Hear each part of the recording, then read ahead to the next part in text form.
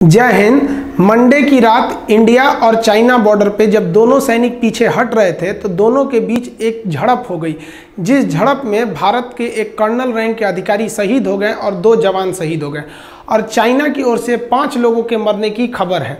देखिए, इंडिया और चाइना के बीच एक समझौता है जिसमें 2 महत्वपूर्ण बात है। इस समझौते के अनुसार इंडिया और चाइना दोनों ही लद्दाख के LAC बॉर्डर के पास कोई कंस्ट्रक्शन का काम नहीं करेंगे।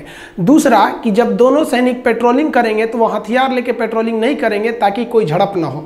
तो आप कहेंगे ये झड़प कैसे हो गया?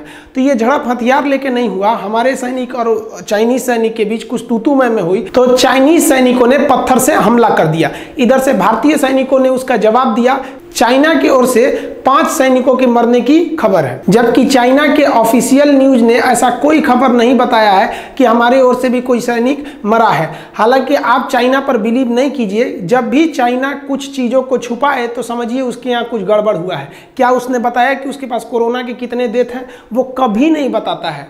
कुछ हरामी मेरे YouTube पे कमेंट कर रहे हैं कि भारत के 3 लोग शहीद हो गए और चाइना का एक भी नहीं मरा। तो इनको हम कहना चाहते हैं कि जंगल में अगर बूढ़ा शेर भी मरता है ना तो पूरे जंगल में एक सन्नाटा पसर जाता है। पूरे जंगल में ये बात आग की तरह फैल जाती है और जंगल में सूअर मर जाता है ना तो कोई पूछने भी नहीं जाता है।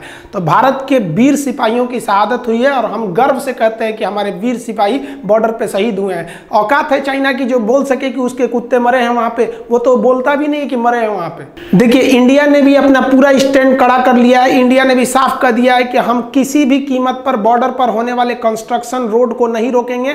इंडिया की BRO यानी बॉर्डर रोड ऑर्गेनाइजेशन ने अभी हाल ही में भारत के अन्य राज्यों से भी हजारों मजदूरों को लद्दाख बुला लिया है कि काम को और तेजी से किया जाए। हम किसी से डरने वाले नहीं हैं। चाइना ने कहा है कि इंडिया LAC पार करके घुस के वहां पे मारा है चाइनीज सैनिकों को, और अमेरिका न्यूज ने भी कहा है कि इंडिया 3rd वर्ल्ड वॉर को शुरू करने जा रहा है। देखिए, इस कॉन्फ्लिक्ट का एक और नतीजा ये हो सकता है कि लद्दाख में जो आज घटना देखने को मिली है, हो सकता है वो हिमाचल प्रदेश, उत्तराखंड में भी मिल सके। सिक्किम और अरुणाचल प्रदेश के क्षेत्र में भी ऐसे झड़प देखने को मिल सकते हैं। यहाँ लद्दाख में आप कहेंगे चाइना के साथ प्लस पॉइंट ये है कि चाइना ने यहाँ अपनी बंकर और सभी प्रकार के सड़कों को बना लिया है, और इस बनाने के बाद उसको समझौते की याद आई, तब वो भारत को समझौता याद दिलाता है कि याद कीजिए हम लोगों ने समझौता किया था कि हम कोई भी कंस्ट्रक्शन का काम नहीं करेंगे। तो भारत कह रहा है कि जितना आप कंस्ट्रक्शन किए उतना हम कर लेंगे, तो भी हम इस समझौते को मानेंगे। हालांकि चाइना पर इंटरनेशनल प्रेशर बहुत ज्यादा है कोविड-19 फैलाने के आरोप में।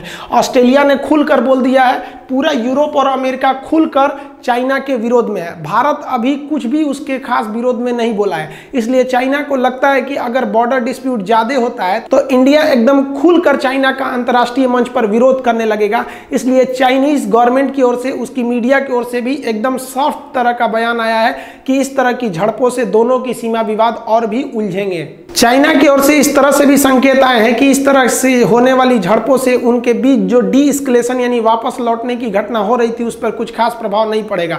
लेकिन चाइना पर कभी भी भरोसा भी करने के लायक नहीं है। अगर दोनों देशों के बीच युद्ध होता है तो दोनों देश की आर्मी कितनी तैयार रहती है, किसके पास कितनी मिसाइलें हैं, तोप, टैंक, एयरफोर्स किसके पास है, हेलीकॉप्टर, फाइटर, परिवहन जहाज किसके पास है, हेविट्जर किसके पास है, आर्टिलरी किसके पास ज्यादा है, फ्रिगेट किसके पास ज्यादा है, कैरियर किसके पास ज्यादा है, एंटी सबमरीन या सबमरीन किसके पास ज्यादा है। इस तरह के कंपैरिजन काफी जरूरी हो गया आज के समय में। कल के वीडियो में हम आपको डिटेल से जानकारी दे देंगे दोनों देशों के फायर पावर यानी आर्मी एमुनिशन की तुलना करके। मिलेंगे हम लोग नेक्स्ट वीडियो में। एक सैल्यूट भारत के उन वीर सिपाहियों को।